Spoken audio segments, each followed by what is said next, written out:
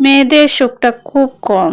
মেয়েরা পরিবারের কথা চিন্তা করে মেয়েদের সুখ বিসর্জন দেয়, আর দিন শেষে তারাই সবচেয়ে অবহেলিত হয়। এই তো আমি বিকালে বসে রইলাম, বারান্দাতে চেয়ে আছি। কি দেখা যাচ্ছে ভাবছেন? না, এটা একটা হেলিকপ্টার, আর এটা কোনো প্রিয় মানুষকে নিয়ে যাওয়ার জন্য আসেনি বা বিশেষ কোনো কাজে আসেনি। এটা আমার বাসার প্রতিদিনের কাজ, আর এই কাজটা দেখে আমার খুব কষ্ট হয়। প্রতিদিনই একটা হার্টের পেশেন্ট এখান থেকে এসে নিয়ে যায়, আর প্রিয়জনকে হারানোর কতটা কষ্ট তা তো আমরা অবশ্যই সবাই জানি। মানুষের এমন একটা সময় আসে যে সময় মানুষ প্রিয়জনকে হারিয়ে চলে যেতে হয়, এটাই মানুষের ভাগ্য। আসসালামু আলাইকুম, সবাই কেমন আছেন? আশা করছি সবাই ভালো আছেন। আল্লাহর রহমতে আমিও অনেকটা ভালো আছি আমার পরিবারকে নিয়ে। সারাদিন আজকে কিচেনের বাসনগুলো ধোয়াত লেগে পড়েছিলাম। কিচেনের সবগুলা রেক ধুয়ে নিলাম, আর এখন যেহেতু একটু সময় পেলাম তাও আবার রান্না করে নিতে হয়। কাল রাতে যেহেতু আমি রান্না করে রেখেছিলাম, অনেকটা তরকারিও রয়ে গেছে। পরে অনেকটা কাজ করে আর নিজেকে ধরে রাখতে পারিনি, মাছ ভাজি করে নিলাম। অনেকটা টায়ার্ড লাগছিল। মাছ ভাজি করার পর মেয়েও খেয়ে নিল, কিন্তু সমস্যা হলো আমার বোনের মেয়ের জন্য। কথায় আছে না, মার চেয়ে মাসির দরদ একটু বেশি। আমার মাছ রান্না থাকা সত্ত্বেও ও মাছটা খাবে না। ও মাছ একদমই পছন্দ করে না, মাছের তরকারিটা খাবে না। আর সব তরকারি রেখে ও একবারে বাইরে চলে গেল না খেয়ে। এখন আর নিজেকে সামলাতে পেরে আবার সবজি কাটতে বসে পড়ল। ওর জন্য সবজিটা রান্না করে নেব। এখানে আমি চিচিঙ্গা দিয়ে একটা ভাজি রান্না করব। আজ ভাজিতে ডাল বা ডিম কোনো কিছু দিব না, শুধু সাধারণভাবে রান্না করব। আর মাছ খায় না এমন মানুষ আসলে খুব কম পাওয়া যায়। ও একদমই মাছ ছুঁয়েও দেখবে না। আর এখন দেখি মাঝে মাঝে আমার মেয়েটার অভ্যাস খারাপ হয়ে যাচ্ছে, ও মাছ একদম খেতে চায় না। আচ্ছা বলেন তো, দুজনের ফ্যামিলিতে এই রকম করলে আমি কি রান্না করব ওদের জন্য? ওরা কি সব সময় শুধু সবজি খেয়ে চালাবে? আগে আমার মেয়েটা গরুর মাংস পছন্দ করতো, ইদানিং গরুর মাংসটা একদম পছন্দ করে না। ওদেরকে শুধু সবজিটা রান্না করে দিতে হয়, আর মাছ যখন রান্না করব একদম পাতলা ঝোল করে রান্না করে দিতে হয়।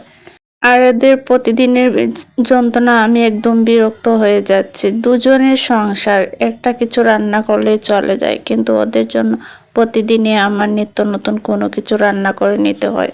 আর এখন যেহেতু বর্ষাকাল, তেমন একটা সবজিও পাওয়া যায় না। আর সবজির জন্য আমার একদম বাজারে যেতে হয়। প্রতিদিন কি বাজারে যাওয়া সম্ভব? বর্ষাকালীনই সবজিগুলা কেন যেন ফ্রিজে রাখলেও নষ্ট হয়ে যায়, একদম পচে যায়। আমার তো সবসময় শীতের দিনের সবজিগুলাই বেশি পছন্দ হয়। আর এদিকে আমার মাথাটা অনেক ব্যথা করছে। আমিও দেখতে পাচ্ছেন একদম গোসল করিনি, সারাদিন কাজ করে অনেকটা টায়ার্ড লাগছে, আর আমি বসে রয়েছিলাম। এদিকে আমি গোসলটাও করিনি, যেহেতু আরো গরম লাগছে। আমার মনে হচ্ছে অনেকটা গরমে আরো মাথা ব্যথা করছে। এই তো আমি এইটাতে লবণ মাখিয়ে নিচ্ছি। লবণটা মাখিয়ে আমি পেঁয়াজ আর কাঁচামরিচটা কেটে নেব। এর ভিতরে এটা থেকে পানি বের হয়ে যাবে। পানিটা এইভাবে আমি বের করে নেই, লবণ দিয়ে মাখিয়ে রেখে দিলে পানিটা বের হয়ে যায়। আর এদিকে দেখেন এই সেলফগুলো আমি সারাদিন পরিষ্কার করে নিয়েছি। ওটা দেখেন একদম ছোট, আর এর ভিতরে অনেক ময়লা হয়ে যায়। সপ্তাহ পর পরই এগুলো ক্লিন করে নিতে হয়। যাই হোক, পেঁয়াজ কাঁচামরিচ কেটে এখন আমি আসলাম, রান্নাটা বসিয়ে দিচ্ছি। এই তো অনেকগুলা মরিচ দিচ্ছি। আবার ওরা অনেক মরিচ খায়, কিন্তু আমি মরিচ একদম খেতে পারি না। আর আমি যেহেতু এখন খাবো না, রাতে যেহেতু আমি ভাতটা খাই না, তো ওদের জন্যই শুধু রান্না করে নিচ্ছি। আর পাশের চুলাতে আমি তরকারিটা গরমে বসিয়ে দেব। আর এদিকে মাছ ভাজিও তো আছে, মাছ ভাজিটাও খাবে না। আর এদিকে আমি মাছটা একদম কড়াই থেকে তুলে এরপরে এইটাতে সবজি বসিয়ে দিয়েছি। সবজিটা একটু কালো হয়ে যাবে জানি, তারপরে বসিয়ে দিলাম। যেহেতু অনেকক্ষণ তেল আছে এই কড়াইয়ে, তো আমি এটাতে বসিয়ে দিন। দেখছেন একটু কালো হয়ে গেছে, তারপরও সবজিটা একদম হয়ে গেছে। আর সবজিটা বসিয়েই আমি নামাজ পড়ে গোসলে গিয়েছিলাম। আমার দেখি এত গরম মনে হচ্ছে আমার মাথাটা একদম ফেটে যাচ্ছে। এখন গোসল করে এসে একটু রিল্যাক্স লাগছে। প্রতিদিন যেহেতু নামাজ পড়ি, আমি পড়তে বসি, কোরআন তেলাওয়াত করে সূরা ওয়াকিয়াটা পড়ি, কিন্তু আজ আর পড়তে সাহস হয়নি, চলে গেলাম গোসলে।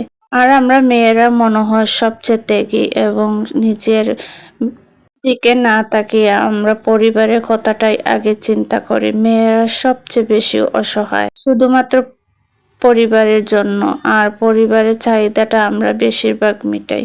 কার কোন জিনিস পছন্দ, পছন্দের জিনিসগুলোই আমরা রান্না করে দেই। নিজেদের চাহিদা আমরা কোনোদিনও পূর্ণ করি না। যেহেতু শেষ হয়ে গেছে, এখন আমি ঘরটা আমি প্রতিদিনই সন্ধ্যা পরে মপ দিয়ে মুছে নেই। ঝাড়ুর বদলে আমি এভাবে মপ দিয়ে মুছে নিলে মনে হয় আমার কাছে বেশি একটু পরিষ্কার হয়। যেহেতু ঝাড়ুই দিতে হবে, তো এই মপটা দিয়ে আমি এইভাবে পরিষ্কার করে নিতেও অনেকটা পরিষ্কার হয়ে যায়। আর রান্নার শেষে ঘরগুলা এভাবে ক্লিন করলে মনে হয় সবচেয়ে বেশি ভালো লাগে। যাই হোক, আমি এগুলা নামিয়ে নেব এখন। নামিয়ে আমি দুধটা গরমে বসিয়ে দেব। প্রতিদিনই সন্ধ্যাবেলা দুধটা দিয়ে যায়, আর দুধটা গরম করে নিচ্ছি এখন। দুধটা গরম করে এটা আমি রেখে দেব। আর প্রতিদিন হাফ লিটার করে আমি দুধ নিই। এক গ্লাস দুধ আমার মেয়েকে দিয়ে দিই। আমি অবশ্য আগে দুধ খেতাম না, কিন্তু এখন যেহেতু একটু ডায়েটে আছি, সেজন্য আমি চিয়া সিড দিয়ে দুধটা খেয়ে নিই। তো আমি চিয়া সিডটা ভিজিয়ে রেখে দিচ্ছি। আধা ঘন্টা আগে চিয়া সিডটা ভিজিয়ে রেখে দিলে হয়ে যায়। এই তো আমি এশার নামাজ পড়ে এটা খেয়ে নেব। আর এদিকে আমার দুধটাও গরম হয়ে যাচ্ছে। দুধটা বলক উঠে গেছে, এখন আমি দুধটাকে নেড়ে চেড়ে একটু নামিয়ে নেব। আমার মেয়ে অবশ্য দুধটা অনেক পছন্দ করে, ও দুধ পছন্দ। এবার যেহেতু মাথাটা একদম ঝিমঝিম করছে, এবার আমি একটু আদা চা খেয়ে নেব। আর আদার চাটা আমি কি কি দিয়ে খাই আজ আপনাদের দেখিয়ে দেব। এই তো আমি আদাগুলো কুচি করে নিচ্ছি একদম। আদাগুলা কুচি করে এতে দিয়ে দেবো লেবু, কিন্তু আজকে আমি লেবু দেব না, আমার টক খেতে একদমই ভালো লাগছে না। দিয়ে দেব আদা এবং মেথি, জিরা, এবং দিয়ে দেব গোয়ামরি। আর এইদিকে দেখেন, এগুলোর জন্য মনে হয় আমার কালকে গিয়ে একটা জার নিয়ে আসতে হবে। কালকে ভাবছি একটু বাহিরে অনেকগুলো জিনিসই ঘরের জন্য নিয়ে আসবো। আমার এই যে চা বানানোর জন্য একটা পাতিল নিয়ে আসবো সুন্দর দেখে। আর এইগুলা রাখার জন্য ছোট ছোট জারগুলাও নিয়ে আসবো আমি। এই জারগুলাতে আমি ওটস খেয়েছিলাম, এইগুলা বের হয়েছে, এইগুলাতে রেখে দিচ্ছি। আমি এখন ভাবছি ছোট ছোট জারগুলা যে পাওয়া যায় এগুলাই নিয়ে আসবো। আর এইটাতে একটা গ্রিন টি দিয়ে দিব আমি এখন। প্রথম এই চাটা খেতে মানে খুব খারাপ লাগতো, এখন এই চাটার জন্য একদম আমি ফ্রেন্ড হয়ে গেছি। এই চাটা না হলে মনে হয় একদমই চলে না। এই তো আমার চাটা বলক উঠে গেছে, এখন আমি নামিয়ে নেব। আর এই চাটা খেতে এখন আমার কাছে বেশ ভালোই লাগে। আর তোমরা যারা আমার ভিডিও দেখে সুন্দর সুন্দর কমেন্ট করছো, তোমাদেরকেও অসংখ্য ধন্যবাদ। এইভাবে পাশে থাকো আমার। তোমাদের ভালোবাসা এবং সাপোর্টের জন্য তোমাদেরকে অসংখ্য ধন্যবাদ। আমার আজকের ভিডিওটি যদি আপনাদের ভালো লাগে, অবশ্যই আমার চ্যানেলটি সাবস্ক্রাইব করে সাথে থাকবেন। আর আপনি যদি করে থাকেন, আপনাকে অসংখ্য ধন্যবাদ।